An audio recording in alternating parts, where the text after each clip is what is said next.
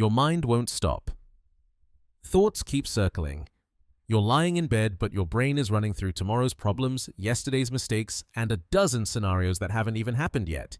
You're not in danger, you know that. But your body doesn't seem to agree. Your shoulders are tight. Your jaw is clenched. There's this low hum of tension that follows you through the day, and no matter how many times you tell yourself to relax, it doesn't listen. If this sounds familiar, you're not broken, and you're not alone. What you're experiencing is your nervous system doing exactly what it was designed to do, just at the wrong time and for too long. Here's something most people never hear. Stress and anxiety are not signs of weakness. They're signs of protection. While your brain has a system built into it that's been keeping humans alive for hundreds of thousands of years. When it detects a threat, real or perceived, it shifts your entire body into a state of readiness. Heart rate increases, muscles tense, focus narrows. Energy gets redirected away from rest and recovery and towards survival.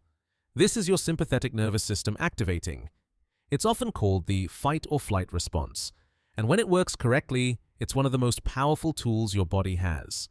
The problem isn't that this system exists. The problem is that modern life keeps triggering it and rarely gives it a chance to turn off. So if you've been wondering why you can't just calm down, why your brain won't stop scanning for problems, why relaxation feels almost impossible, this is why. What your nervous system is trying to protect you, it's just working overtime. Let's slow down and look at what's actually happening inside your brain when stress builds up. Deep in the center of your brain, there's a small structure called the amygdala. Think of it as your brain's alarm system. Its job is to detect threats, and it's incredibly fast, faster than conscious thought. When the amygdala senses danger, it sends a signal that triggers your body's stress response almost instantly. This happens before your logical brain even has time to evaluate whether the threat is real.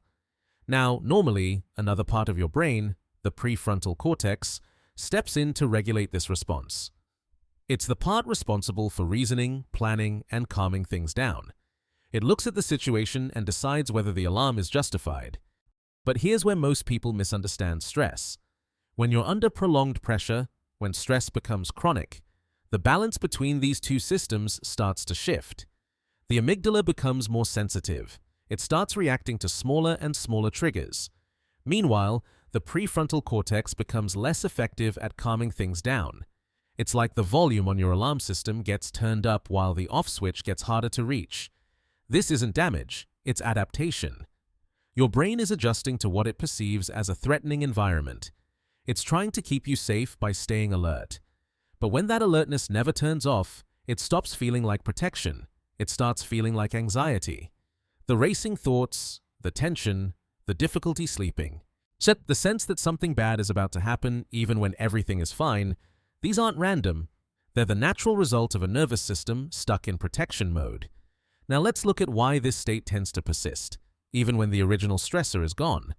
Stress doesn't just happen and disappear, it creates a loop. And once that loop is running, it can sustain itself without any new threats at all. Here's how it works.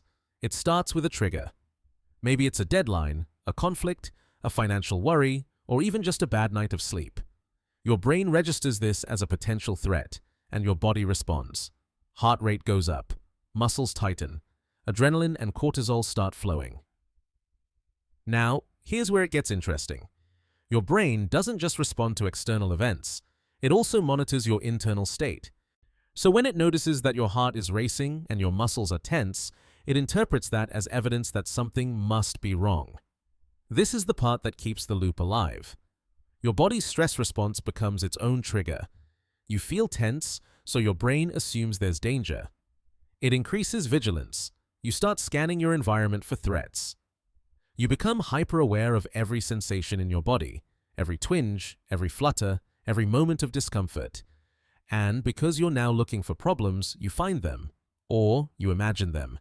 Your mind starts projecting into the future, running worst-case scenarios, rehearsing disasters that haven't happened. This mental activity keeps the stress response active, which keeps the body tense, which keeps the brain on alert, and the loop continues. What the key insight here is this. The loop doesn't need an external threat to keep running. Once it's active, it feeds itself. And here's the part that often gets missed. The loop persists because recovery never completes. Your nervous system shifts into protection mode, but it never gets a clear signal that the danger has passed, so it stays on guard, waiting, watching, ready. This is why you can feel anxious even when nothing is wrong. It's not that your brain is malfunctioning, it's that the cycle hasn't been interrupted.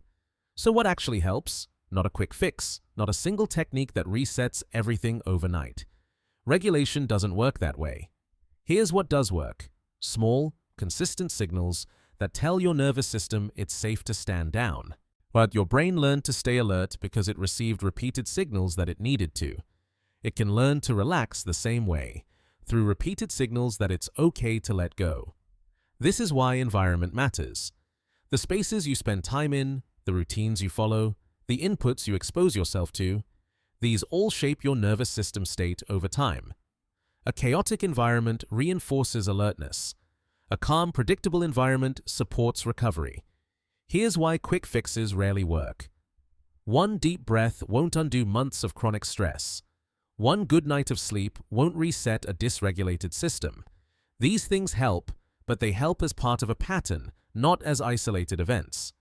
What your nervous system needs is consistency. Small moments of calm repeated regularly. Predictable routines that signal safety, or environments that don't demand constant vigilance. Over time, these inputs start to shift the balance. The amygdala becomes less reactive. The prefrontal cortex regains its ability to regulate. The loop weakens. This isn't about forcing yourself to relax. That usually backfires. It's about creating conditions where relaxation becomes possible. Think of it like this. You're not fixing something that's broken. You're retraining something that adapted to difficult circumstances, and retraining takes time.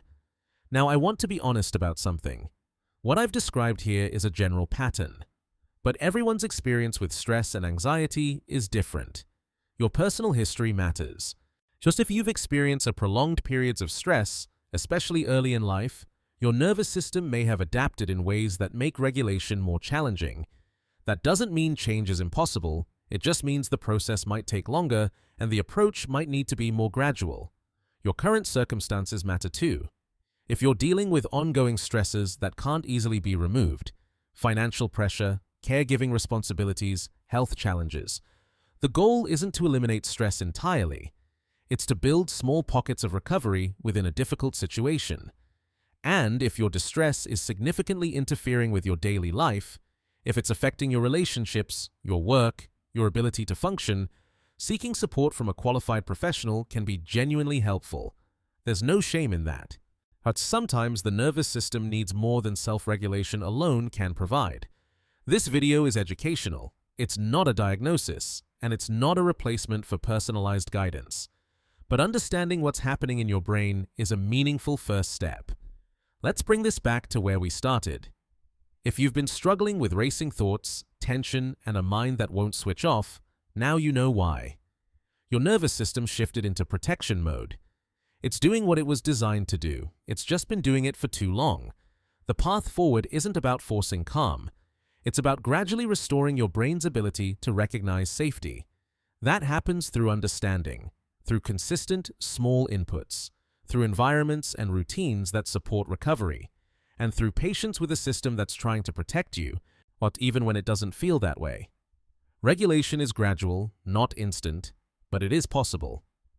In the next video, we'll go deeper into one of the core principles, how your environment shapes your nervous system state and what you can actually do about it.